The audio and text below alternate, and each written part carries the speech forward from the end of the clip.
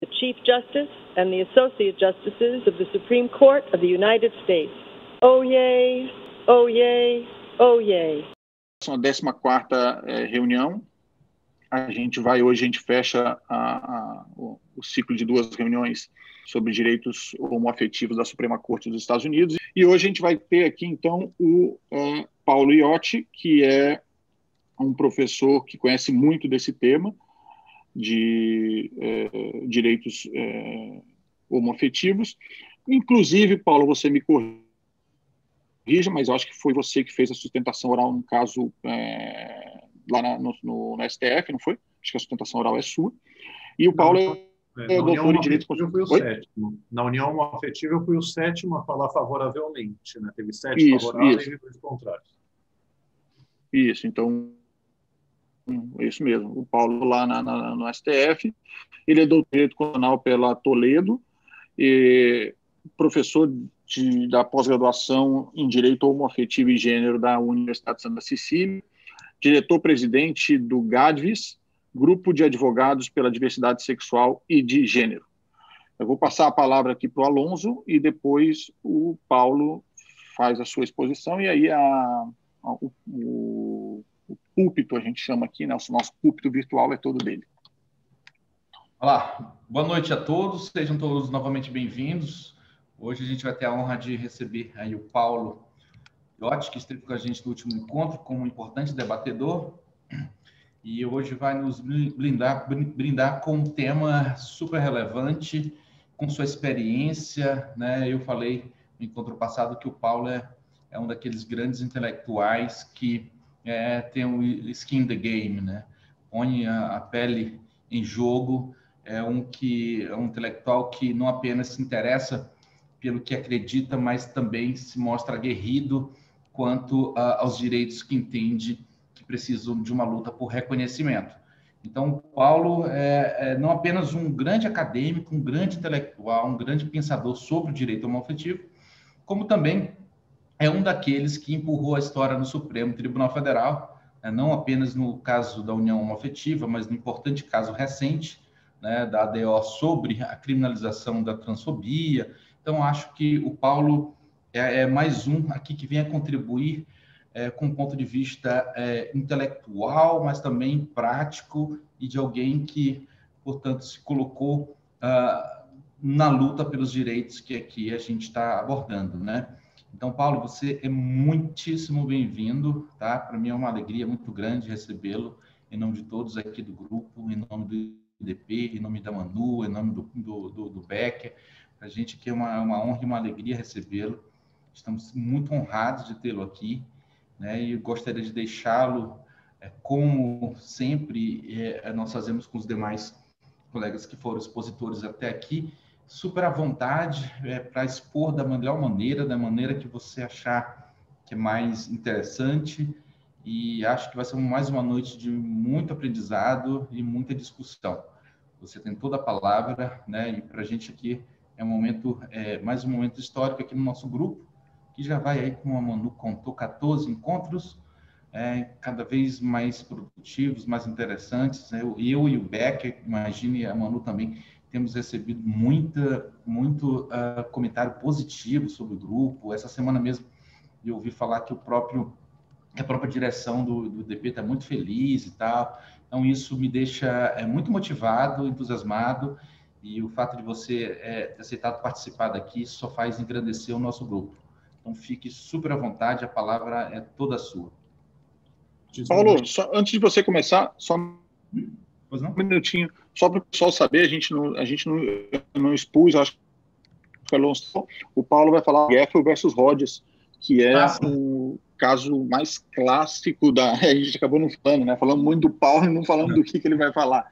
O Paulo vai falar sobre o caso mais clássico da Suprema Corte dos Estados Unidos, que trata da união homoafetiva, e é o caso que deu uma guinada, né, no entendimento da Corte. Então, Paulo, por favor, toda a sua palavra.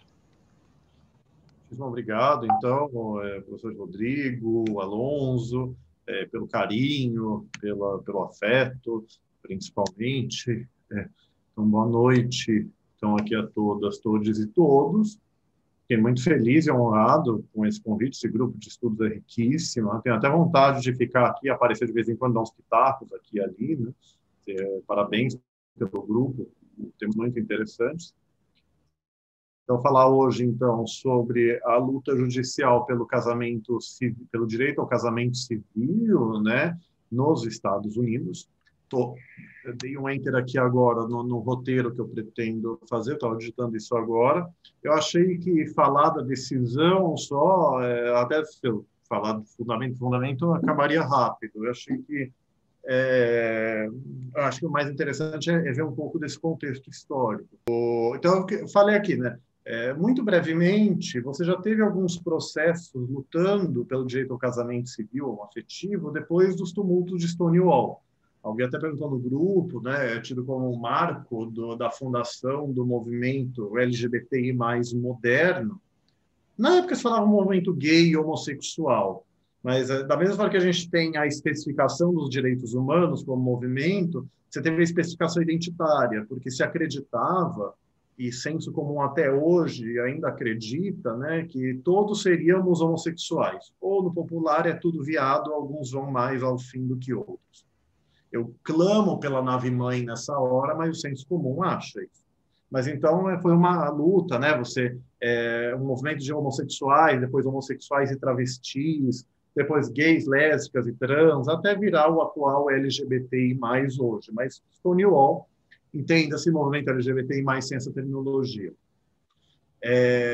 Você tinha um sistema racista contra pessoas LGBTI+. Stonewall explodiu porque eram leis que proibiam vender bebidas alcoólicas para homossexuais. Então, a polícia foi lá bater no Stonewall. Eu tenho alguns livros, né? História é uma coisa que eu preciso me aprofundar um pouquinho mais, mas você teve tumultos parecidos antes, mas Stonewall foi um que ganhou notoriedade, né? A comunidade LGBTI se enfureceu com a perseguição estatal, lésbicas, travestis, gays começaram a reagir, e dias de tumulto depois você teve uma marcha, para sintetizar, pelo respeito, né, à cidadania homossexual, LGBTI+, com muito protagonismo de mulheres transexuais, das travestis negras, que muitas vezes são invisibilizadas. Essa é a origem histórica das paradas do orgulho LGBTI+. Nesse contexto, teve alguns casais, talvez animados, né, empolgados com o surgimento do movimento, que entraram na justiça nos Estados Unidos pedindo o direito ao casamento civil. Num artigo que depois eu achei, eu tenho em PDF, depois eu não achei ele mais no Google, se falou assim, né, que na época que o casamento homoafetivo era uma luta revolucionária, né, quer dizer, progressista, porque assim, entrava-se com as ações pedindo o direito à igualdade ao casamento, mas assim, questionando as próprias bases do casamento enquanto machista, enquanto hierárquico patriarcal, né? Pensando no nosso Código Civil antigo, o homem como chefe da sociedade conjugal, o homem mandando na mulher no casamento, até o dogma da monogamia. Eu tenho um artigo sobre a união poliafetiva como família. Inclusive, é medieval a decisão pré-iluminista do Conselho Nacional de Justiça, que não deixou registrar nem como sociedade de fato. Só não fiz a DPF no Supremo, Alonso, porque eu não tive força ainda. Um dia vai chegar lá. Então, assim, falta força para fazer tudo que a gente quer. Mas a tese é a mesma. Eu brinco, tem que declarar uma ou duas inconstitucionalidades que não precisava na união homoafetiva. Mas, enfim, quase a mesma tese da união poliafetiva. Mas, enfim, vamos entrar nesse debate. Então, questionavam-se muito as bases disso. E esse artigo, eu posso abrir aqui o PDF depois para achar para vocês, ele fala assim, esperavam-se vitórias na derrota, porque ninguém seriamente imaginava ganhar o direito ao casamento nos anos 70 nos Estados Unidos. Mas você teve. Em algum livro eu li que um caso que chegou para o tribunal de segunda instância, os juízes de segunda instância viraram as costas para o advogado fazendo sustentação oral. Enfim, não questionaram nada. Etc. Mas teve essas derrotas, mas só isso uma brevíssima nota histórica. É que hoje, principalmente a decisão de Massachusetts e até de Obergefell, né, você fala, tem uma retórica assim, são cidadãos pagadores de impostos, cidadãos dignos da nossa sociedade. Algumas pessoas leem isso como uma luta conservadora. A pessoa pobre que está com o nome inscrito no Serasa tem que ter o direito ao casamento também. Parafraseando muito, acho que a ideia é um pouco essa. Então, questiona-se um pouco o conservadorismo, talvez higienismo dessas retóricas argumentativas atuais. Eu concordo em parte com a crítica, não é? Quer dizer, mas acho que homossexuais e pessoas LGBTI+, nós não somos ontologicamente subversivos, no melhor sentido da palavra, apenas por sermos LGBTI+. A gente combate a heteronormatividade, também não vai ter uma homonormatividade que tenha algeriza ao casamento. Tem que casar quem quer casar, quem acha que casamento é uma coisa anacrônica, não se casa. Muito simples. E procure outros meios. Mas eu vou chegar nessa questão da dignidade do casamento quando a gente falar de Obergefell, né? Porque acho que a grande máxima de Obergefell, que está citada em Windsor também, é que homossexuais têm igual dignidade à heterossexual. Fiquei muito feliz porque no projeto de lei de Estatuto da Diversidade Sexual e de Gênero, o PLS, acho que 134, 138 de 2017, eu ajudei a escrever. O artigo que fala igual dignidade de heterossexuais cisgêneros de um lado e LGBTI+, de outro, fui eu que escrevi. Eu sempre pensei no artigo 1º da Declaração Universal dos Direitos Humanos. As pessoas nascem iguais em direito e dignidade. A Suprema Corte não desenvolveu o que ela quer dizer por igual dignidade, mas eu achei um conceito muito importante de ser citado.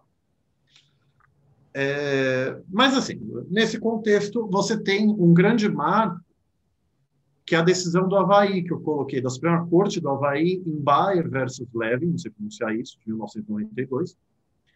E é muito curioso, eu tenho ela aqui anotada, ela fichada, né?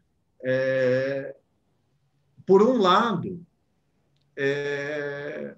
Bayer versus Levin negou, acho que talvez a principal ratio de Obergefell, que é haver um direito fundamental ao casamento civil entre pessoas do mesmo sexo, do mesmo gênero.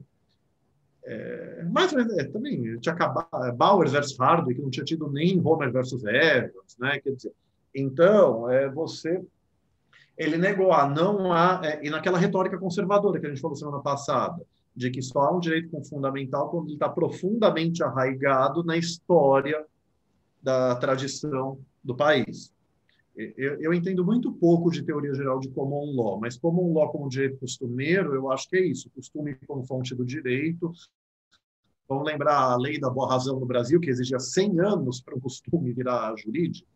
Acho que não precisa chegar a tanto, mas foi mais ou menos nessa lógica.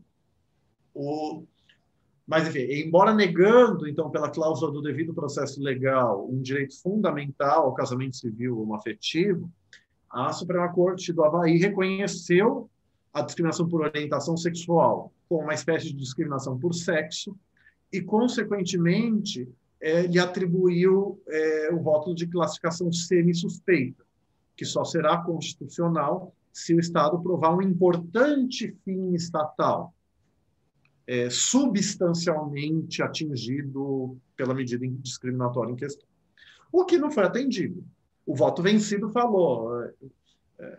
Primeiro que ele negou que era discriminação por sexo, falava que era só relacionada a homens e mulheres, né? Ele não enfrentou muito o argumento da Corte. Falava assim, não, o interesse estatal é promover a procriação e um ambiente adequado para a criação de crianças. A gente pode ter um parênteses aqui que a gente dialoga com Homer versus Evans, que a Suprema Corte dos Estados Unidos, de maneira muito incoerente, mas muito incoerente, se recusa a reconhecer a orientação sexual e a identidade de gênero, mas outras classificações como classificações suspeitas, quando os mesmos princípios falam. Os livros que criticam isso, na verdade, esse livro que eu mandei uma foto para vocês, do Evan Gerstmann, né, com a subclasse constitucional, gays, lésbicas, a falha do sistema de classe da igual proteção, ele fala que bonito. Os judiciários dos Estados Unidos negam a homossexuais classificação suspeita, dizendo que nós seríamos superpoderosos e teríamos muito poder para influenciar parlamentos. O homem branco é fraquíssimo quando ela protege ele como classificação suspeita ao declarar a inconstitucionalidade de ações afirmativas. Eu acho que nos Estados Unidos se fala, né, o uso do direito antidiscriminatório, que é a classificação suspeita, para perpetuar a discriminação. E o Evan Gerstmann, ele fala, né, que a Suprema Corte ela varia de maneira assistemática entre classificação suspeita e classe suspeita. Então, quer dizer, um grupo, então, negros como classe ou raça como classe. Aí raça se engloba branco. Então, é um lamentável mal entendido.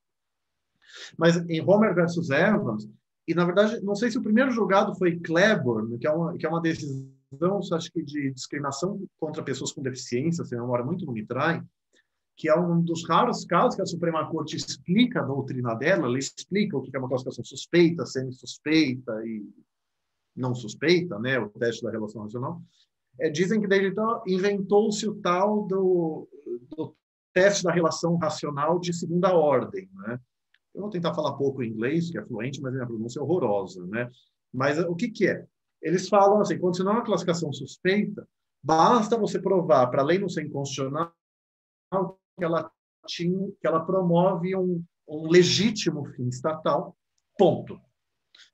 E assim, violando qualquer noção de contraditório, né, Rodrigo, né? Quer dizer, não existe dever de diálogo do 10 do CPC, né? Pode não estar escrito na justificação de motivos, o juiz pode inventar na hora, e assim, se o juiz pensar numa coisa que ele acha que talvez, né, vamos pensar no dano hipotético do ciclo, que talvez seja promovido, beleza, é constitucional. Eu confesso que eu não entendo muito a lógica desse teste da relação racional nos Estados Unidos, porque quando a Suprema Corte fala em Romer versus Evans, né, não é um legítimo fim estatal, você não permitir ações afirmativas e leis antidiscriminatórias em favor da população LGBTI+, sequer promove a moral coletiva e não promove em nada a proteção de filhos, a heterossexualidade, o incentivo a pessoas a manterem relacionamentos heteroafetivos. Volta e meia, em algum processo, a defesa alega que o Estado tem um interesse legítimo em promover o casamento heteroafetivo pela proibição do casamento homoafetivo. Eu já ironizo há muito tempo nisso, porque se fala, né, porque se você desvincular o casamento da procriação, o mundo acaba. O simples fato de se permitir o casamento civil homoafetivo vai fazer todos os heterossexuais se tornarem gays. A heterossexualidade é tão chata assim, acho que vocês que são podem me dizer, né? Eu acho esse argumento desrespeitoso à heterossexualidade. Mas, assim, eu já vi o professor Ives Gandra escrever isso num artigo do Conjuro, anos atrás. Antes da DPF 132, ele criticando a petição inicial. Senão o mundo acaba. Então, assim, é que a Suprema Corte, parece que no tradicional teste da relação racional, ela não aceita nenhum tipo de pergunta. Quando você fala, mas... E o próprio Scalia, no voto vencido em Lawrence versus Texas, falou, né? Mas se a mera imoralidade não é um legítimo fim estatal, o que vai proibir o casamento civil entre pessoas do mesmo sexo? O Scalia falou, não vai ser a procriação, porque não se exige capacidade procriativa de casais heteroafetivos estéreis.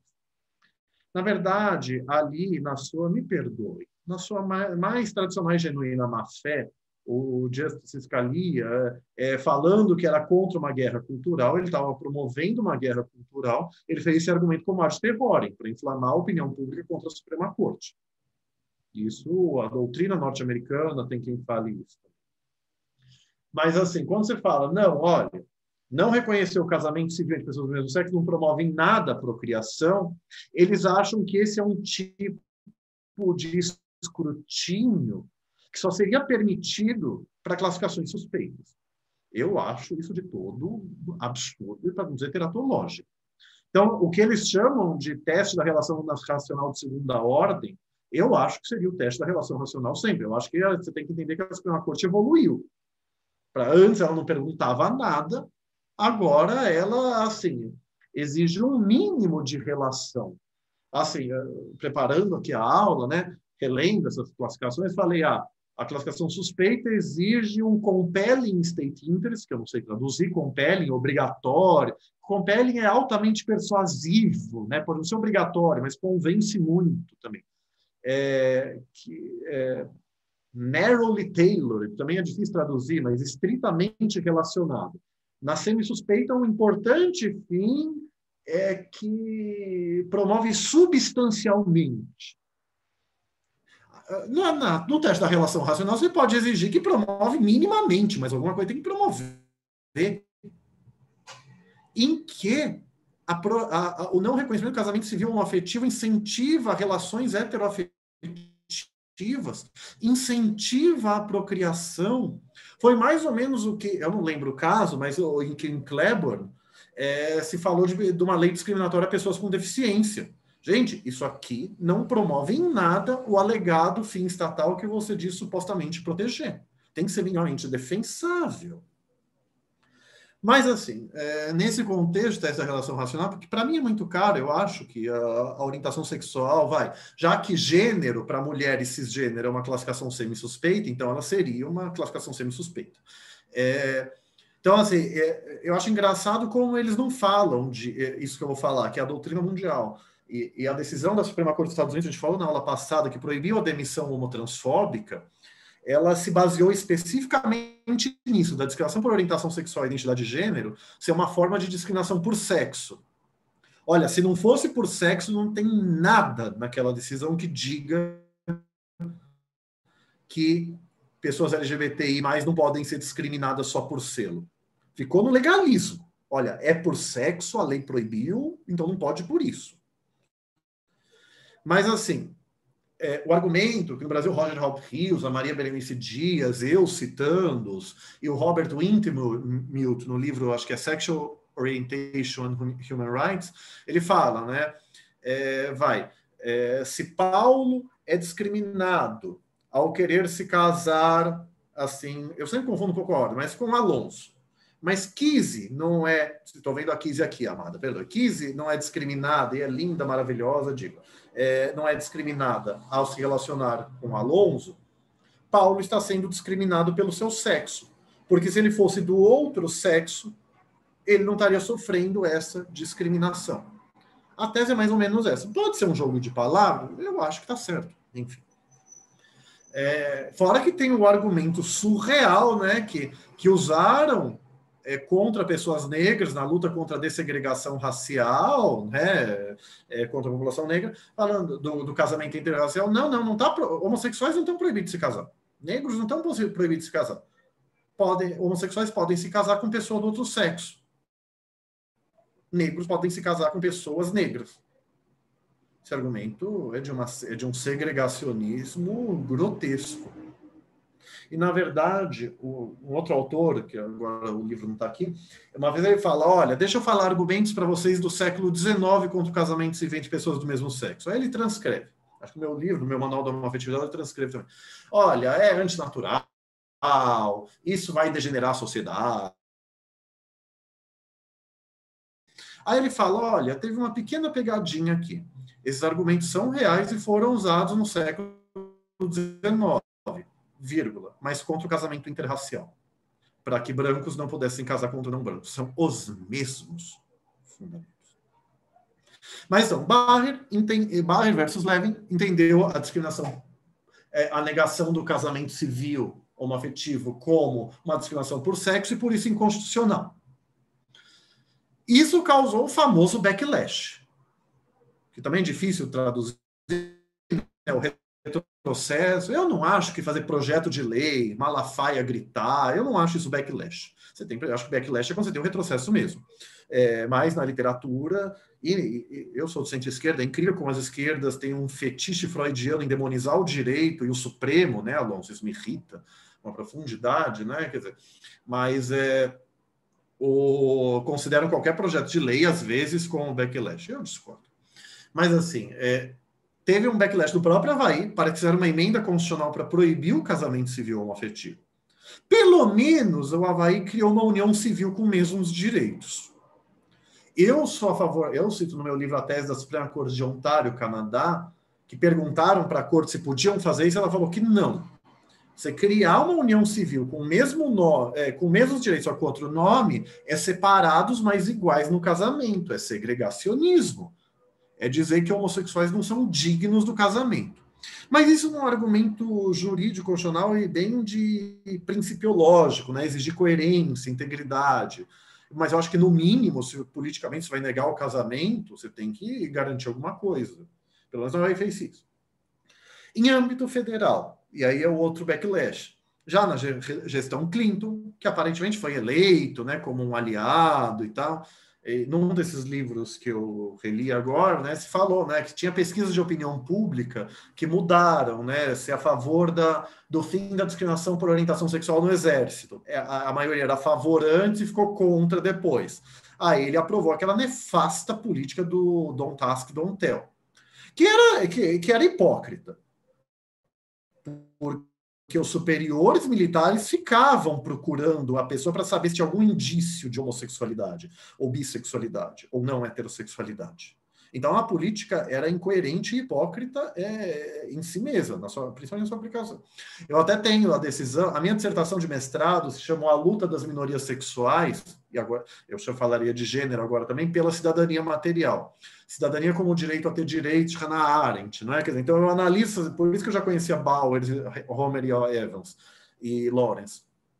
Mas assim, eu analiso decisões judiciais. É que a dissertação, né, Alonso, eu defendi ela em dezembro de 2010. Aí de 2011 para cá, o Supremo tem sido um maravilhoso tribunal antidiscriminatório. Quando eu consigo terminar de explicar uma decisão, uma rigorosidade que eu gosto, já está tendo outra, né? Então, um dia eu publico ela. Mas eu cito... Então, acho que foi no final da década passada, um juízo de primeira instância lá declarou finalmente a inconstitucionalidade do Don't Ask, Don't Tell.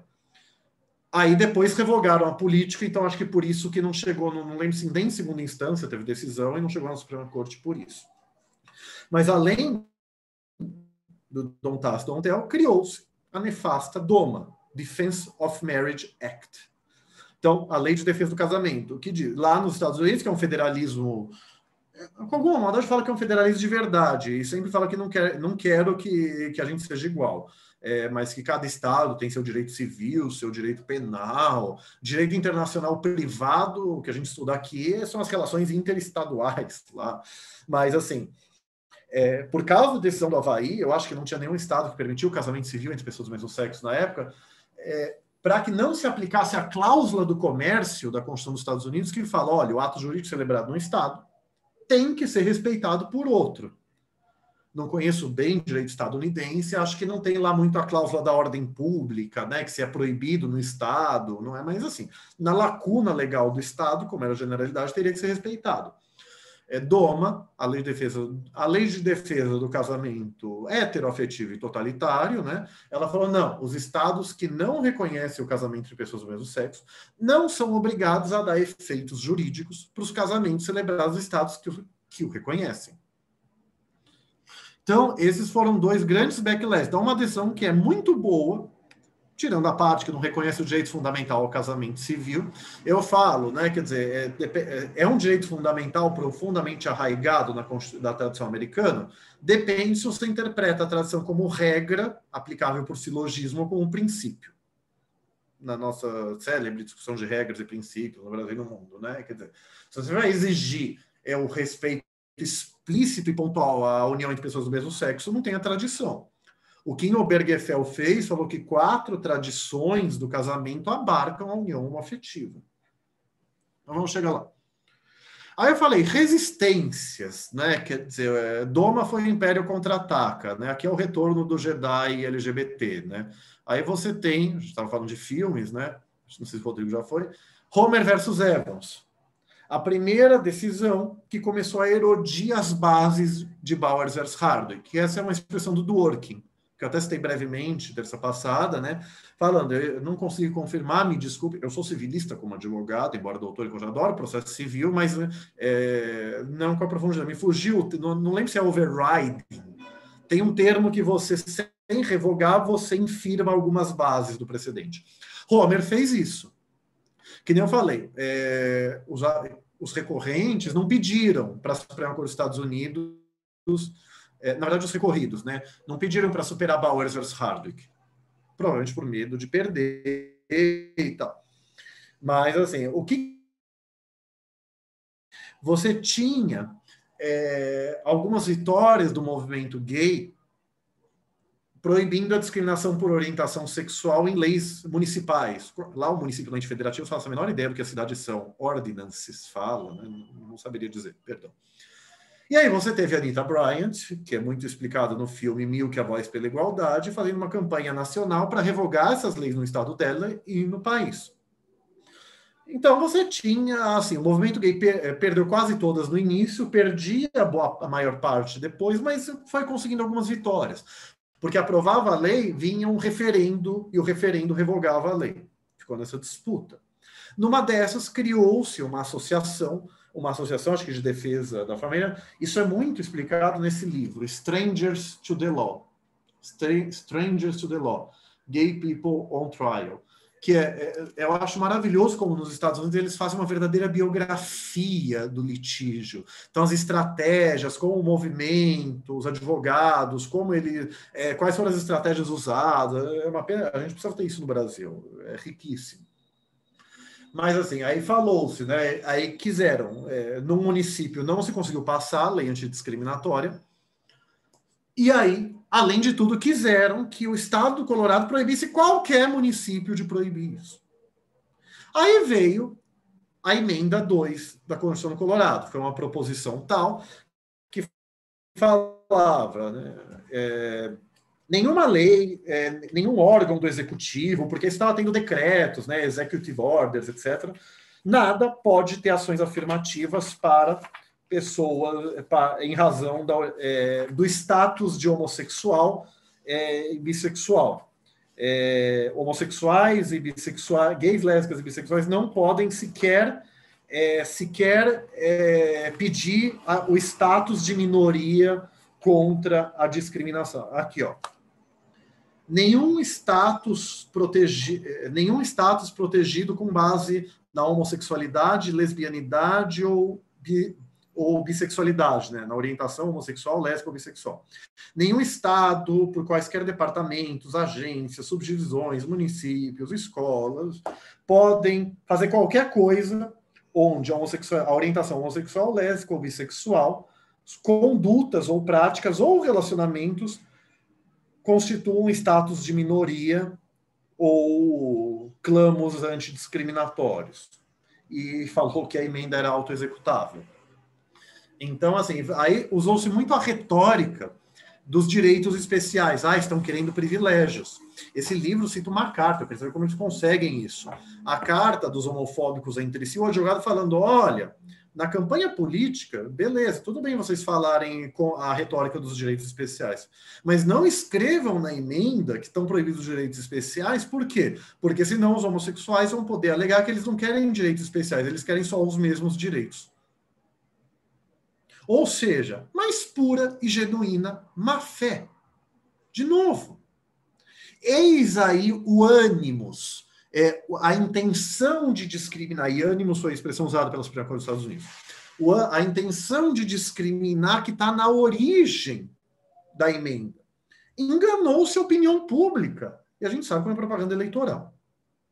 Num país onde, aspas, kit gay e, aspas, mamadeira de piroca, fecha aspas, SIC, convence a população, onde alguém com essa retórica é eleito presidente e não é preso com todas as vênias, eu acho que eu não preciso explicar como se mente numa campanha eleitoral. Enfim. Aí teve toda uma discussão, mas o Colorado é um dos poucos estados que não tem mais lei antissodomia, eles tinham revogado, então não é um estado homofóbico, ele só não quer direitos especiais, privilégios. Tá bom, e por que proibir, então, lei antidiscriminatória? Olha o que eles alegavam, isso, gente, baseia todos, até o Obergefell, implicitamente, baseia todos os casos.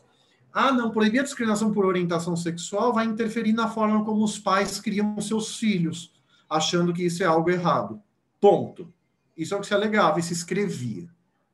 Então, os pais têm o direito de criar os filhos para que os filhos possam discriminar pessoas LGBTI por sua orientação sexual e identidade de gênero. A Advocacia Geral da União, na sua mais pura e genuína má-fé, está certo nos seus embargos ADO 26 ao pedir um direito de discriminar em razão de crença religiosa? Nunca pedi tanta má-fé e tanta inépcia como eu pedi nessa petição, Alonso. É inacreditável. Ainda mais um jurista como José Levi, que é respeitado. Fracassamos enquanto comunidade jurídica, diz o professor Lênin Streck, porque o direito não devia admitir esse tipo de pleito teratológico, em todas as vezes. Mas, gente, desabafos de um advogado e professor à parte, vocês vão me desculpar, mas é difícil você ser ativista de direitos humanos. E eu assumo, no livro da minha tese de doutorado, Constituição Dirigente, né, que o pós-fácil é o meu novo livro, né, esse aqui, o STF, é uma transformação e reconhecimento como racismo. Esse aqui é sozinho, baratinho para qualquer pessoa, é o pós-fácil, Constituição Dirigente, mas lá eu assumo o que o Celso Laffer diz, é a academia militante. Eu estou na academia, mas eu sou ativista de direitos humanos. Ninguém é neutro.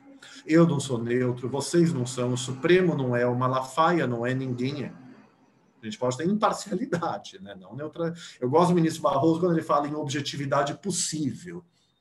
Eu tento, problematizando compreensões e pré-compreensões, dialogando com a hermenêutica filosófica do professor Lênin Streck, Gadamer, etc.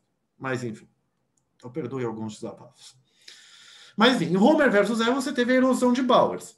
O mero moralismo majoritário, e lá ele fala, a mera intenção, e na verdade, esse é o presidente Moreno, eu tenho aqui na anotação, que é muito citado. Significa que o Congresso, a maioria, não pode aprovar uma lei discriminatória pelo simples fato de desgostar, de desaprovar essa minoria. Isso se fala há décadas. Então, falou-se isso em Homer. Em Lawrence, falamos já na aula passada, né? Expressamente se revogou Bowers versus Hardwick, entendendo, né, que os direitos à privacidade e à liberdade, até comentei aqui, liberty como algo diferente de freedom, que eu não entendo, como eles não entendem que liberty é um direito, os conservadores, a liberdade, o direito de liberdade, até então, do devido processo substantivo, proíbe esse tipo de lei. Você teve aí, então, 2003, e o Justice Scalia, ou Scalia, com esse discurso inflamado, minhas adjetivações ao Scalia à parte, falando, então agora, já que a mera imoralidade não pode justificar uma lei, então o casamento homossexual, o que proíbe ele? Eu adorei que a Suprema Corte de Massachusetts, volta e meia alguém nos Estados Unidos e no mundo, deferiu o casamento civil homoafetivo citando o Scalia. Mas é verdade. O único argumento substantivo usado no mundo contra o casamento homoafetivo é a procriação. Homossexuais não podem procriar. Tá bom. Casais heteroafetivos estéreis não são proibidos de se casar. O Tribunal Constitucional Português, que rasgou a Constituição Portuguesa, que lá a Constituição Portuguesa, ela fala, todos têm o direito à família e ao casamento. Aí vem uma emenda. É proibida a discriminação por orientação sexual. Bom, eu como gay não estou nem em todos e, enfim, e a discriminação por orientação sexual quer dizer o quê? Mas lá eles falaram assim, né? É porque lá o Código Civil expressamente proibia. Então chegou-se um recurso lá contra isso, ela manteve. Depois mudaram o Código Civil e ela declarou que era constitucional, uma mudança, né? Pelo menos. O Tribunal Constitucional.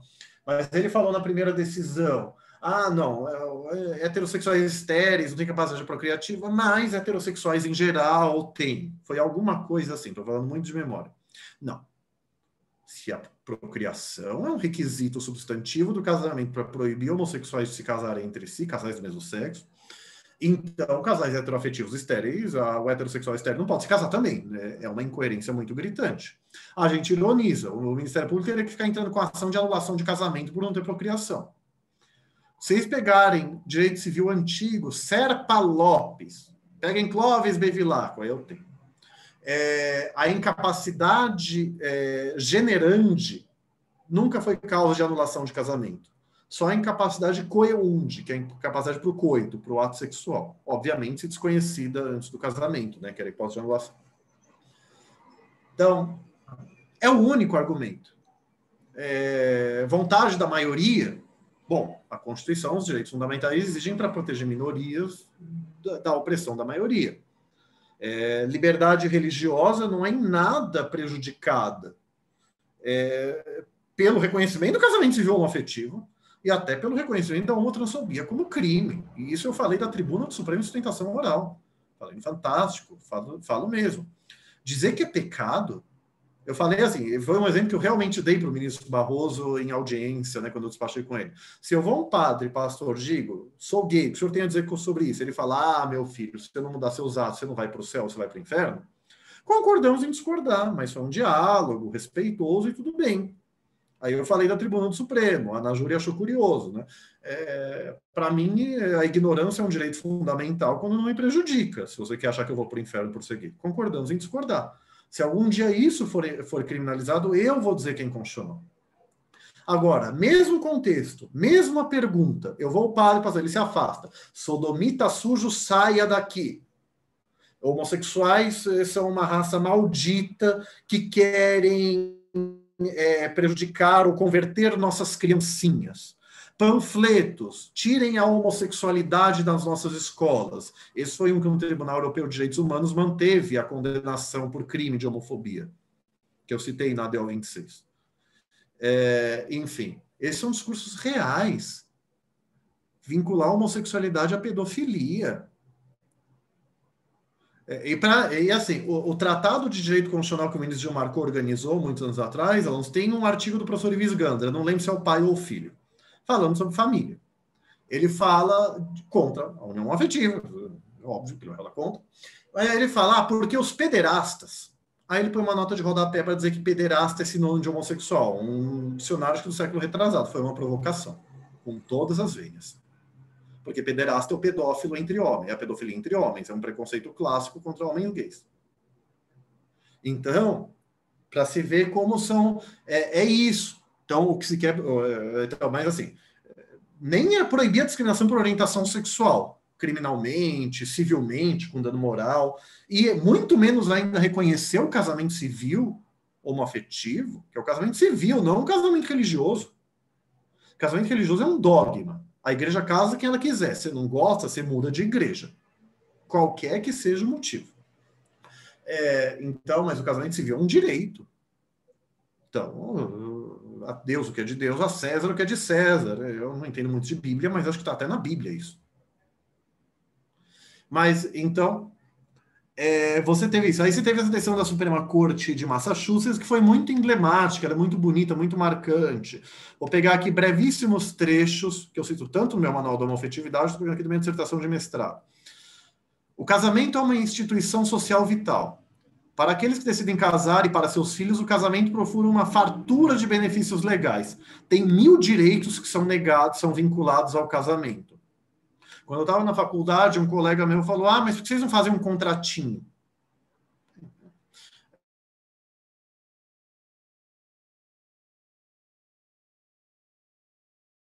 O Dia das Famílias, pelo menos no Brasil.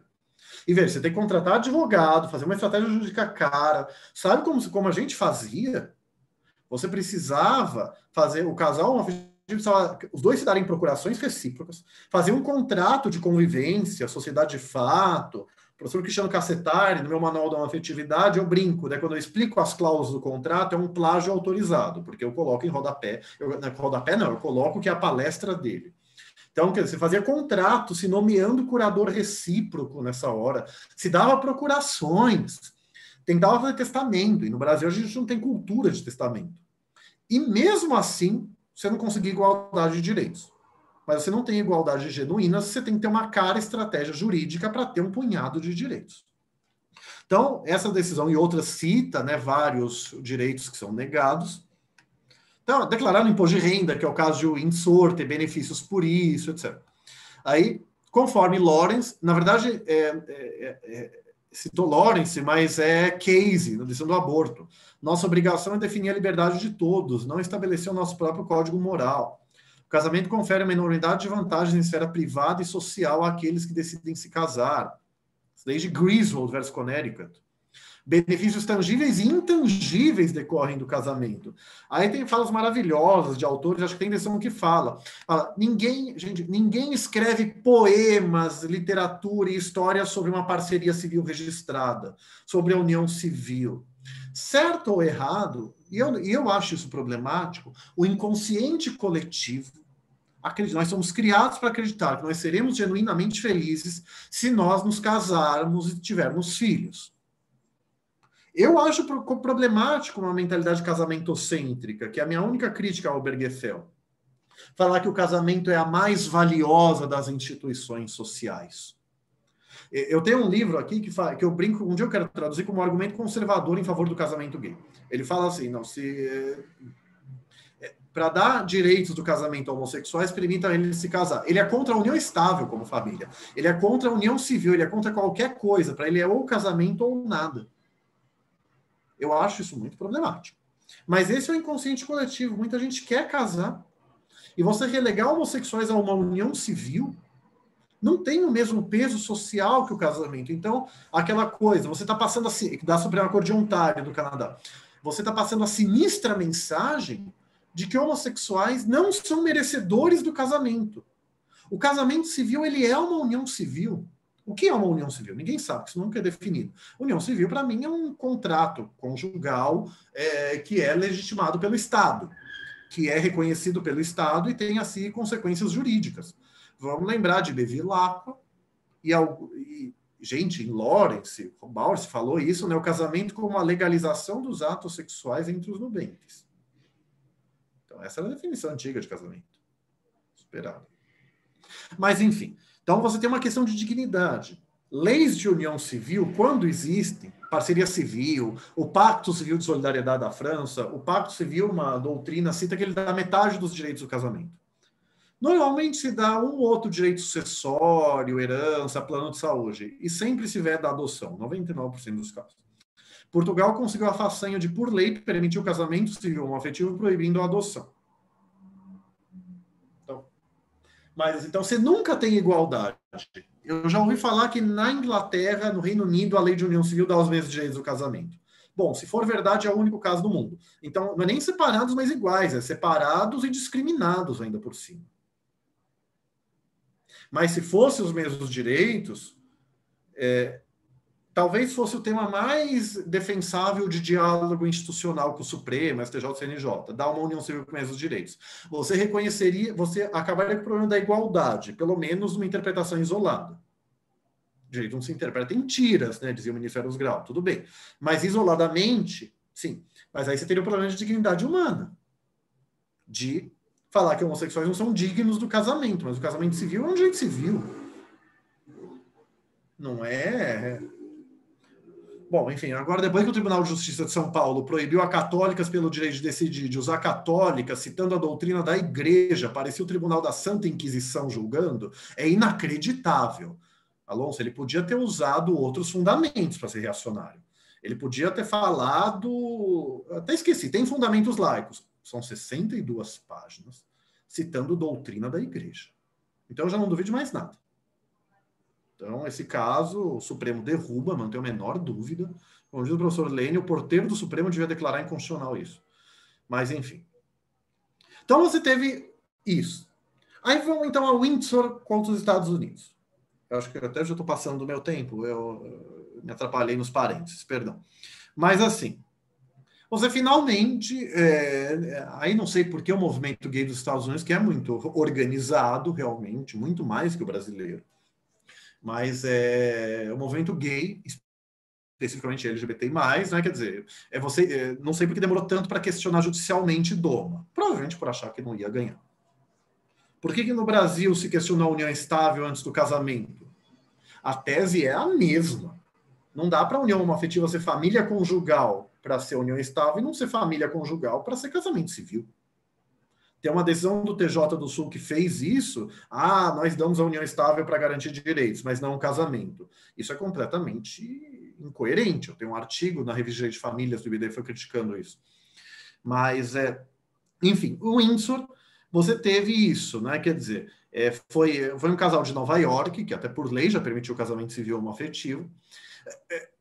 A lei de defesa do casamento gerou uma situação esdrúxula, porque o casal era... Então, tinha todos os direitos das leis estaduais, mas não tinha os direitos, não era considerado casal, família, casado, para a lei federal. Eles têm um problema do imposto de renda. Aí o casal provou, né, quer dizer, a dedução do imposto de renda que elas não tiveram até foi bem alta. Foi um valor financeiro considerável. salvo engano, a decisão de Windsor, a Suprema Corte até fala o valor. Então, se alegou isso. Eu até tenho, né, na época de 2010, minha dissertação, eu estudei a decisão do juiz de primeira instância que declarou a inconstitucionalidade disso. Aí o tópico se chamava, né, o casamento civil homoafetivo rumo à Suprema Corte dos Estados Unidos. E até foi. Acho que eu não vou ler muito, né, até porque, assim, tem dois fundamentos que a Suprema Corte dos Estados Unidos derrubou a Lei de Defesa do Casamento, né? Um argumento é do federalismo norte-americano, e o segundo, que nos é acho mais caro, da igualdade, a doutrina da igual proteção. O Scalia, no voto vencido, talvez aí com alguma razão, ele falou que os votos vencedores não foram lá o primor da clareza para explicar qual era o principal fundamento. A igualdade e o federalismo estão lá meio que mesclados. Ou talvez seja uma limitação minha de querer interpretar as coisas isoladamente e eles interpretam em conjunto, né, como deve ser. Mas, assim, você tem a questão do federalismo, da cláusula do comércio, da Constituição americana. O ato celebrado em um Estado não pode ter negado a vigência em outro Estado. E aí, o juiz de primeira instância, né, ele falou muito, né, e a Suprema Corte, o Windsor, um pouco também. Desde sempre, o casamento foi relegado à lei estadual. Todos os requisitos para o casamento, as formalidades e tudo mais, é a lei estadual que é soberana. E o DOMA, a lei LDC, né, a Lei de Defesa do Casamento, pela primeira vez na história dos Estados Unidos, mudou isso. Aqui, pegando um trecho da decisão, ó, aspas, DOMA é inconstitucional por privar a igualdade e liberdade das pessoas protegidas pela quinta emenda. Extensão tradicional do poder e autoridade do Estado, né, o ente federativo, o Estado, sobre o casamento. Embora sujeito a certas garantias constitucionais, como Loving versus Virginia, né, então não pode proibir pessoas negras de casarem com pessoas não negras, a regulação de relações domésticas é uma área que tem sido considerada como competência virtualmente exclusiva dos Estados-membros. SOSNA versus Iowa. A DOMA rejeita esse preceito há muito estabelecido. A decisão do Estado de conceder a essa classe de pessoas o direito de casar conferiu-lhes uma dignidade, olha igual dignidade aí, uma dignidade e um status de imensa importância. Mas o governo federal usa a classe definida pelo Estado para o propósito oposto, impor restrições e incapacidades, ao invés de garantir direitos.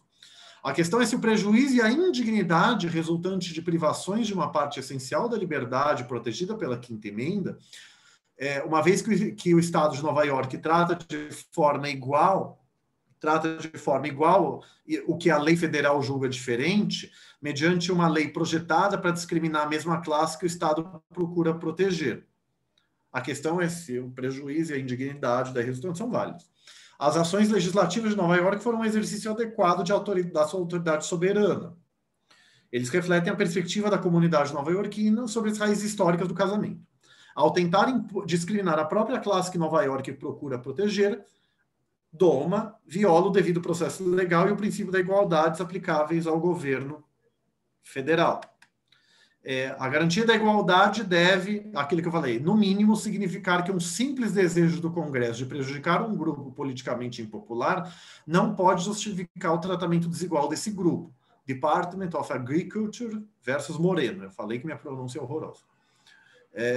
DOMA não pode sobreviver a esses princípios. Seu desvio incomum da tradição de reconhecer e aceitar as definições estaduais de casamento opera para privar casais do mesmo sexo dos benefícios e responsabilidades que vêm com o reconhecimento federal de seus casamentos. É uma forte evidência de que a lei tem o propósito e o efeito de desaprovação de uma classe reconhecida e protegida pela lei estadual. O propósito declarado e o efeito prático de DOMA, então discriminação direta e indireta, são de impor uma desvantagem, um status separado e, portanto, estigma a todos que entram em casamento de pessoas do mesmo sexo. Então, assim, eu li bastante isso. Agora não lembro se é ementa, né? Mas, então, vocês veem, ele mesclou muito a igualdade e a cláusula federativa. Não estou falando que está errado, mas assim, eu acho assim, no Brasil a gente não tem essa ampla autonomia federativa, mas eu fico pensando, poderia aprovar uma lei de casamento heteroafetivo, uma lei de casamento homoafetivo com regimes diferentes, talvez a gente possa defender que o casamento tem que ser uma instituição una e que não possa haver diferenciações para os casamentos homoafetivos, heteroafetivos, poliafetivos. Eu defendo. Lá, a Suprema Corte adora falar, quando eles questionam, né? Eu adoraria, Alonso, que o Supremo fizesse isso no Brasil, eu apoio. Você faz a sustentação oral num dia apartado, os ministros te questionam, te botam contra a parede, eu acho isso ótimo. Mas o que impede, então, o casamento poliafetivo, se eu permitir o homoafetivo? Já perguntaram isso algumas vezes. Aí o movimento tenta criar algumas distinções, né? Eu acho que nada, sinceramente. Então, quer dizer, estão falando de casamento de 2 pessoas, estão falando de casamento de mais de 2 pessoas, aí tem que ver se isso é uma distinção consistente. Então, e o Windsor foi uma decisão, estava no mesmo contexto, eu queria lembrar, eu esqueci de colocar aí, da famosa Proposição 8 da Califórnia, Proposition 8, que lá, né, tudo vai a plebiscito referendo, eu não entendo esse país, socorro, não funcional, eu acho, brincadeira. Mas, nesse livro Strangers to the Law, acho que talvez a Suprema Corte do Colorado, eu preciso lembrar o exato, ou algum dado fático probatório provado no processo, falou gays e lésbicas são o grupo que mais sofre plebiscito nos Estados Unidos ou referendo para revogar direitos. Quando você consegue a façanha de aprovar uma lei, que no Brasil você vê que a gente não consegue. E, aliás, gente, é um erro achar que o movimento LGBT mais abandonou o legislativo e vai para o Supremo. Não, a gente tenta até hoje, a gente tentou aprovar a proibição de discriminação por orientação sexual na Constituinte, não passou. Na revisão constitucional, não passou. Tentamos fazer união civil e parceria civil registrada com a Marta e o Roberto Jefferson, ele mesmo, como aliado conservador. O Jefferson até propôs Pacto Civil de Solidariedade. A homotransfobia como racismo a gente até aprovou na Câmara em 2006, mas morreu no Senado, o famoso PLC 122. Fica aqui o agradecimento público ao ministro Gilmar Mendes, né? O ministro Gilmar, quando ele falou, né, no julgamento que o movimento LGBTI interpretou como uma estratégia protelatória, que tem o projeto de Código Penal, a pensar um projeto da homotransfobia nele, falando que o Código Penal vai tratar tudo. E realmente, o projeto de Código Penal quer revogar todas as leis e botar tudo só dele. Foi aí, Alonso, que eu aprendi o princípio do Código do Penal, não sabia da existência disso. Aí depois já pensaram para falar, não, precisa de uma lei específica. Aí arquivou o projeto. Pelo regimento, eu entendo pouco os regimentos do Supremo. Aí o ministro olhou para mim, né, o movimento como, né, achando isso uma manobra protelatória para decidir não decidir. E realmente, eu concordei, foi isso. Mas assim, o Supremo reconheceu a união afetiva como família. Mas olha, acho que no mês seguinte a Marta Suplicy, senadora, fez um projeto super estratégico. Olha, conversão de união estável homoafetiva em casamento. Aí veio o deputado João Willis, casamento civil igualitário direto, lei de identidade de gênero. O da Marta, no final das contas, virou casamento igualitário direto. Eu ajudei a escrever um ou outro projeto, não sei se o que eu escrevi ajudou no final. Mas, enfim, e esse da Marta, no final de 2017, a gente quase aprovou no Senado. Eu falei com a senadora Marta Suplicy, eu vi a lista de favoráveis, contrários e não sei. Não era certo, mas tinha chance. Aí o senador Magno Malta, felizmente não foi reeleito, ele ficou gritando no plenário para afastar, porque em 2018 ia ter eleição, ninguém ia votar, ele conseguiu. Então o movimento nunca abandonou o Congresso Nacional. A questão é que o Supremo se mostra a nossa única esperança. Enquanto a última trincheira da cidadania, o ministro Marco Aurélio volta e meia cita essa famosa expressão da jurisdição constitucional. Eu sempre falo, né, as decisões do Supremo são democráticas, porque, como diz o ministro Barroso, eu sempre cito isso, está no conjunto desde 2009, não é porque você tem 8 católicos e 2 muçulmanos numa sala que o primeiro grupo pode deliberar jogar o segundo pela janela. Democracia não é só maioria, é uma democracia substantiva onde você tem que respeitar os direitos básicos, que na teoria mais conservadora, que é positivista, são os da Constituição e de tratados. Mas, enfim, então o Supremo, as decisões do Supremo são democráticas porque ele diz que não reconhecer esses direitos seria uma discriminação por orientação sexual e identidade de gênero. É a maneira mais sintética que eu tenho de explicar as decisões. Mas é muito problemático quando a única instância democrática que nos protege é a Suprema Corte e um poder legislativo que nos despreza por homotransfobia institucional. O Congresso e o Executivo são institucionalmente homotransfóbicos. Pode não ser por intenção, mas agem como tal. Mas assim, então talvez se a gente aprovar uma lei de casamento homoafetivo com menos direitos ou diferente do heteroafetivo, a gente pudesse dizer que é inconstitucional. Não, tem que ser uma lei de casamento única para todo mundo.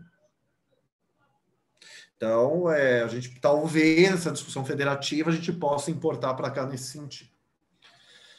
Mas assim, falando assim, junto com a proposição 8, esse caso ficou conhecido como... eu estou com ele aberto aqui, meu Deus. Horrington versus Perry, quer ver? Horrington, depois eu posso mandar para vocês, e ficou também conhecido, muito famoso, como Perry versus Schwarzenegger. Porque Arnold Schwarzenegger, que foi governador da Califórnia, e inclusive agiu como exterminador do futuro do casamento homoafetivo, porque ele vetou lei estadual. Mas qual que é a desculpa do Schwarzenegger? Eu acho que isso tem que ser por plebiscito. Poxa, quando a gente consegue uma lei por representantes... Quando a gente vai para o judiciário, Alonso, o judiciário não pode, que os representantes eleitos têm que dar. Quando os representantes eleitos dão, tem que ser democracia direta. E depois Schwarzenegger votou contra a proposição 8, ele votou contra a discriminação. Mas com todo respeito, olha... Enfim, eu já adjetivei muito, né, políticos e juízes aqui, né, mas enfim. Mas então, porque ele era o governador, e ficou uma situação curiosa que ele era a favor, da boca para fora, o casamento, né, mas ele era obrigado a defender. Aí a Suprema Corte, tanto o juiz de primeira instância, acho que o juiz Walker, declarou a inconstitucionalidade da lei, com base em Homer versus Evans. O Wikipedia eu olhei hoje, tá igual ao que eu vi na época, tá muito bem escrito. Eu só vejo em PDF, posso mandar para vocês. Tá uma história maravilhosa. Inclusive as provas produzidas ouvem testemunho para fazer como questão de fato, para não poder ser discutida, né? Que orientação sexual e identidade de gênero não se muda por ato de vontade. Aí vai lá psicólogo, psiquiatra falar. Terapia de reversão não funciona e prejudica a saúde da população LGBTI+, enfim. Acabou de um tribunal trampista declarar que proibir as terapias de cura gay e cura trans viola a liberdade de expressão. Minha deusa. No Brasil, felizmente, o Supremo já cassou uma decisão assim. Então, ele falou que viola a doutrina da igual proteção no próprio teste da relação racional. Com base em Homer versus Evans, essa fala que o Congresso não pode discriminar só porque ele não gosta do grupo, foi dito como um diálogo com o Justice Kennedy, que já era o voto do desempate nosso, né?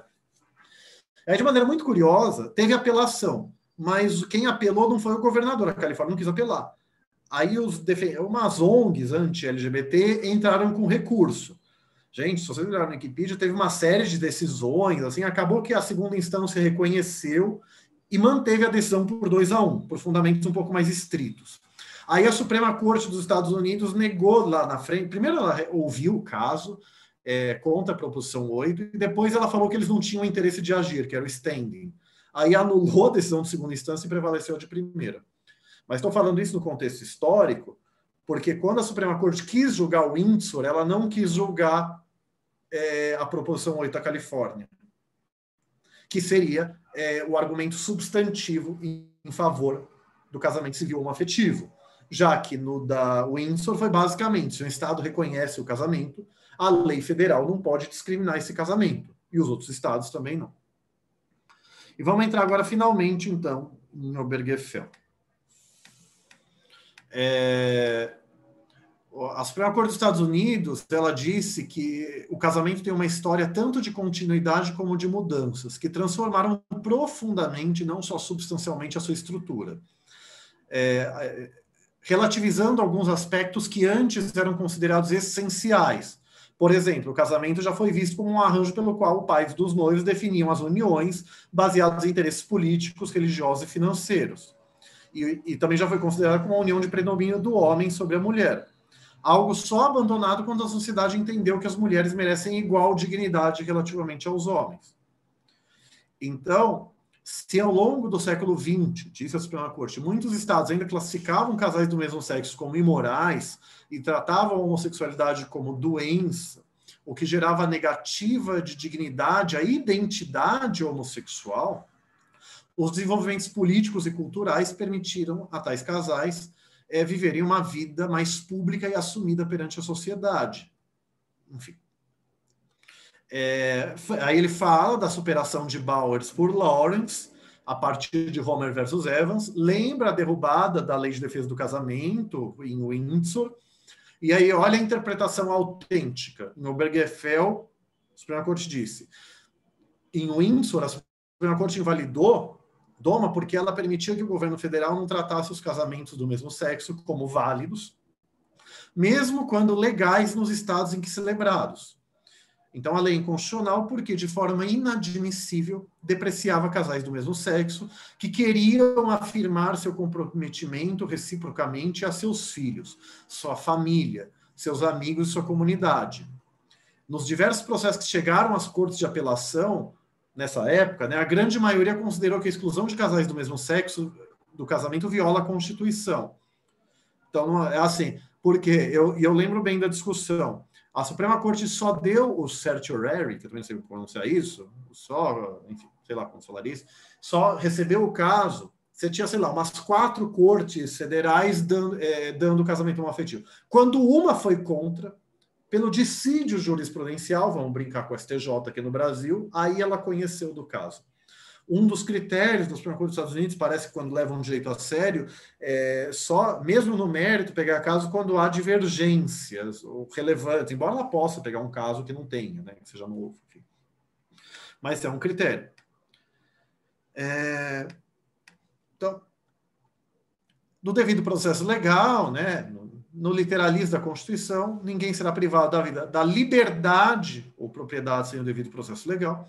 Então, o devido processo legal substantivo se estende a certas escolhas pessoais centrais para a dignidade e autonomia individuais.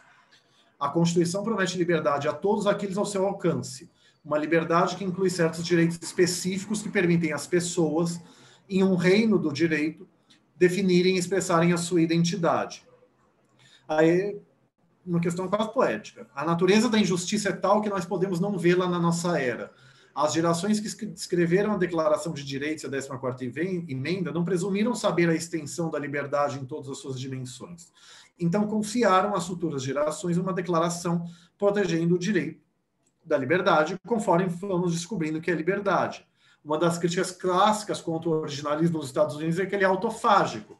Se os pais fundadores da Constituição americana quisessem um significado específico, eles teriam feito sob a forma de regra e não de princípios vagos. Esse é o argumento. Então, quer dizer, é a ideia de living constitution, o direito como algo dinâmico a ser interpretado conforme a evolução social. Então, a Suprema Corte sempre afirmou que o direito ao casamento é protegido pela Constituição, como em Loving versus Virginia, quando declarou a invalidade de leis que proibiam o chamado casamento interracial, afirmando que o casamento é um dos direitos vitais, essenciais à busca ordenada da felicidade de pessoas livres. O direito ao casamento é de importância fundamental aos indivíduos. A liberdade de casar ou não com pessoa de outra raça, foi ele decidido, é um direito do indivíduo e não pode ser violado pelo Estado. Em Turner versus Safely, falou que não se pode negar o casamento a pessoas presas. Então, embora no contexto de casamento de pessoas de gêneros opostos, essas decisões trouxeram princípios mais amplos que têm que ser considerados. Em Zabocli, entendeu a Suprema Corte que seria contraditório reconhecer um direito à privacidade relativo a outros temas da vida familiar e não um direito à privacidade sobre a fundação da família e da sociedade. Então, assim, a Suprema Corte falou que tem 4 princípios e tradições que demandam o direito ao casamento civil a casais homoafetivos. E aí que eu falo, porque é que eu falei, né, é uma interpretação minha. Ela entende como profundamente arraigado nas tradições ela interpreta as tradições da nação numa lógica principiológica e não de regra. Então, a primeira das 4 premissas é a de que Os precedentes sobre o casamento se referem a um direito de escolha pessoal, inerente ao conceito de autonomia pessoal. Uma conexão indissociável entre casamento e liberdade. Foi a razão para que, em Loving, se invalidasse o casamento interracial. Deixa eu fazer aqui um parênteses, uma crítica de parte do movimento negro e de outras pessoas. Fala-se que o racismo não é uma mera discriminação. Vamos abstrair que a homotransfobia é espécie de racismo, e eu acredito nisso. Então, a discriminação contra negros não é uma discriminação qualquer. E assim, é uma questão estrutural. Ela estrutura a sociedade. Eu costumo dizer, está tão internalizado o racismo no inconsciente coletivo que as pessoas são racistas sem perceber. E não acham que é racismo algo que é. Considere-se ou não a homotransfobia como racismo, e eu acho que a homotransfobia é estrutural também. Mas assim, em Loving se falava, havia todo um sistema social que perseguia e discriminava pessoas negras. Acho que ainda se estava nos separados mais iguais, né? Foi antes de Brown versus Board of Education. Para se dizer, né, que não é o casamento era um pedaço da opressão social contra pessoas negras. Tá bom, você tem um sistema social de opressão estrutural a pessoas LGBTI+, também, ainda mais naquela época. Um Estado que criminalizava o mero fato de ser homossexual. É uma sociedade que agride pessoas pelo simples fato de andarem de mãos dadas com o seu namorado e sua namorada. Então vamos sair da discriminação legal também, você tem um sistema social opressor. E no Brasil, a omissão de direitos, a omissão da lei, soa quase como um silêncio eloquente para a sociedade. Eu acho o silêncio eloquente uma teoria inconstitucional, isso é outro problema. Mas, assim, soa como proibitivo. Então, você tem um sistema social que expressa na lei ou implicitamente persegue homossexuais também, ainda mais naquela época. Então, a analogia do casamento interracial, entre pessoas brancas e negras, com um casamento homoafetivo, a consideração da homotransfobia como espécie de racismo tem pertinência, porque a homotransfobia também é estrutural, também estrutura as relações sociais desde que o mundo é mundo, e o voto do ministro Celso de Mello faz um apanhado histórico para explicar isso. O segundo princípio é o que eu critico da decisão, é casamentocêntrico. Ele fala que a Suprema Corte dos Estados Unidos fala o casamento civil como fundamental porque é uma união entre duas pessoas sem igual entre outras formas de união.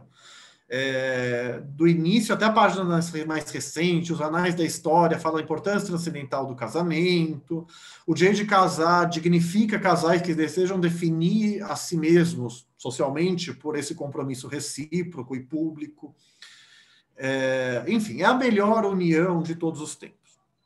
Eu acho que no Brasil, na doutrina, a gente fala, né, o direito à igualdade das entidades familiares. O Supremo, felizmente, declarou a inconstitucionalidade da discriminação da união estável sobre o casamento na herança.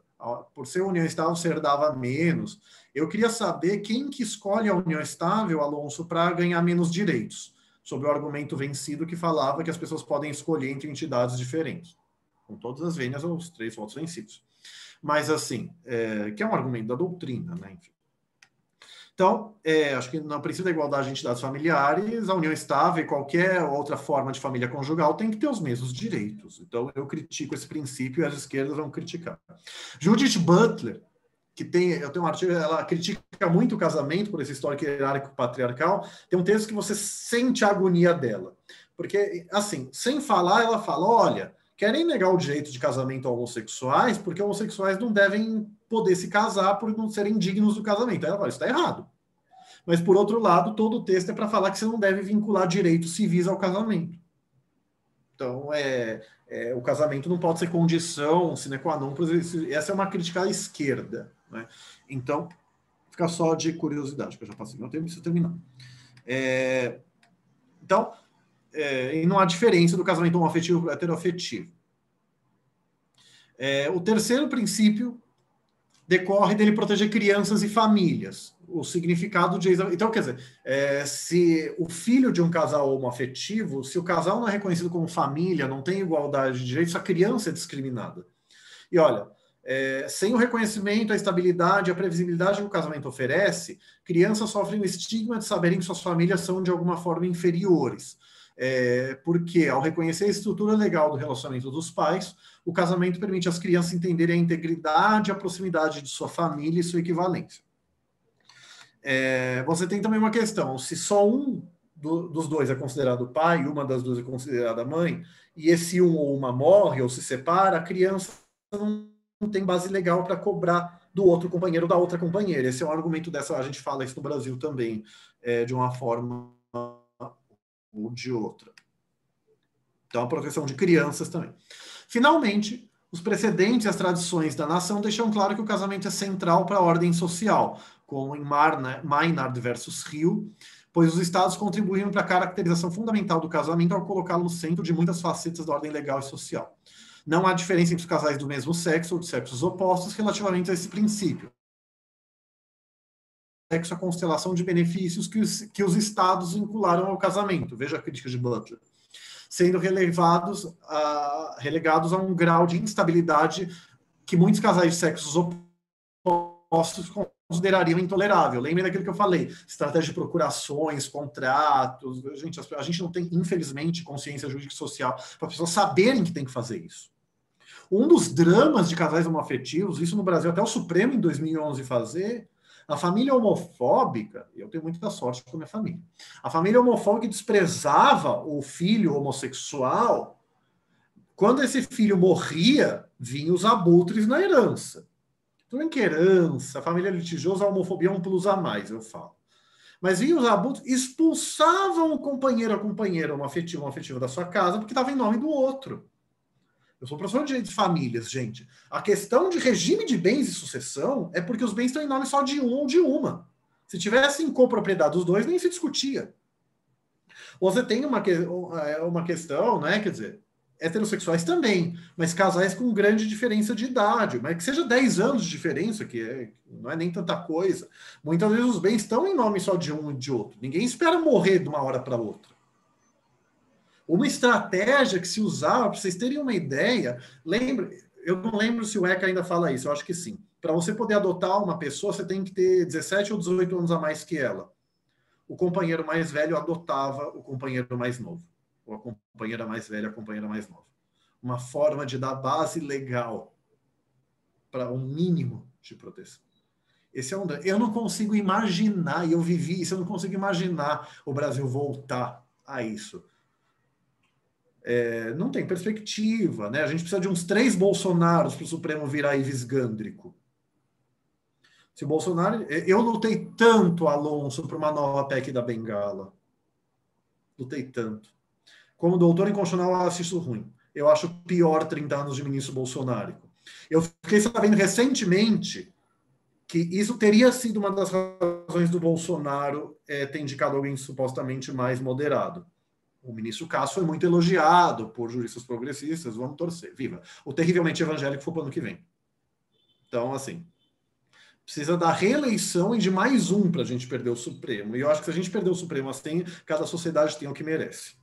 Mas eu vou ficar processando, porque é isso que eu sei fazer. Se eu estiver no asilo em Nova York, Alonso, meu namorado fala, eu na minha incessante luta para ser expulso desse país, ilegalmente.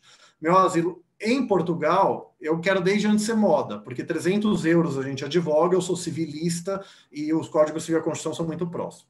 Mas em Portugal ou Nova York, estamos apaixonados por Nova York, eu vou ficar fazendo a DIN do Supremo de lá. Por quê? Porque sim. Fica a promessa. Mas, desculpa, gente, fiquei até quase um pouco emocionado se lembrar disso. Mas, para finalizar aqui, então, o último princípio, não há diferença de casais do mesmo sexo ou sexos opostos, é esse princípio, mas nega-se a constelação de benefícios vinculados ao casamento. É uma humilhação a casais do mesmo sexo prendê-los fora da instituição central da nação. A lógica casamentocêntrica, pois eles aspiram aos propósitos transcendentais do casamento. O direito de casais do mesmo sexo, ao cessar o casamento, decorre da doutrina da igual proteção. Como em Loving, ficou claro o dano gerado ao se impedir uma pessoa de se casar por questões raciais. Em Zabocli, a questão das pessoas presas. Não, a Isa Bockley foi a questão de uma lei que impedia pais que pagavam pensão alimentícia de se casar. Então, reconhecendo a centralidade do direito ao casamento. Em outro julgado, invalidou leis que negavam a igual dignidade entre homens e mulheres no casamento, como a que atribuía ao homem a chefia da sociedade conjugal. Eu não vi esse julgado, mas parece que declararam a inconstitucionalidade disso, viu? Então, eu já li muito, vocês vão me perdoar, gente. Eu confesso que eu não consegui decorar muito bem para não ler, mas escolhi aqui os trechos essenciais. Então, a Bárbara Cox, eu esqueci, Alonso, de citar no caso do racismo, ela falando, o heterossexismo inerente a... Isso não está na decisão. O heterossexismo inerente a relegar casais do mesmo sexo às uniões civis é uma reminiscência do racismo que relegou os afro-americanos em vagões de trens separados e em escolas separadas, e do sexismo que relegou mulheres a escolas separadas. Nossas experiências sociais com separados mas iguais têm repetidamente mostrado que dita separação nunca pode resultar em igualdade, porque é pautado na crença da distância. E assim, isso é relevante.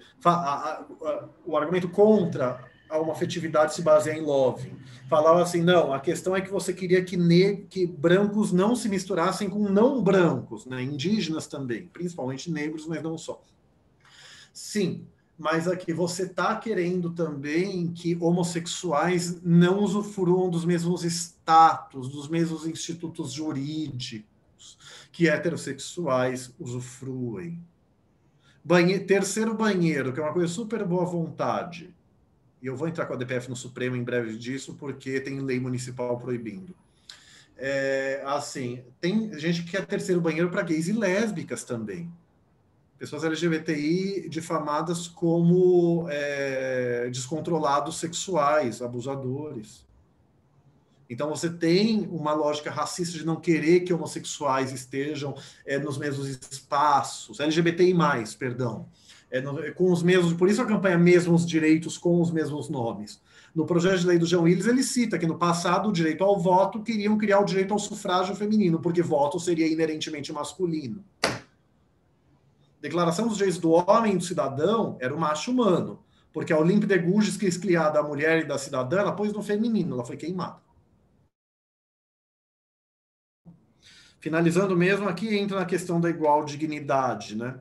Então, que homossexuais têm igual dignidade a heterossexuais, então merecem a mesma proteção. E eu coloquei igual dignidade no projeto de Estatuto da Diversidade Sexual e de Gênero. Eu não sei se eu posso falar isso, Afonso, mas vontade do legislador, mens legislatória, sou eu. A principal coisa que eu pensei foi união civil versus casamento civil. Porque a união civil dá alguma dignidade. Bom, do nada, os abutres homofóbicos não poderem expulsar da minha casa na sucessão para eu ter isso, alguma dignidade. Mas é menos dignidade que a igualdade genuína. Então, acho que essa foi a escada para a luta ao casamento civil homoafetivo nos Estados Unidos. Desculpem.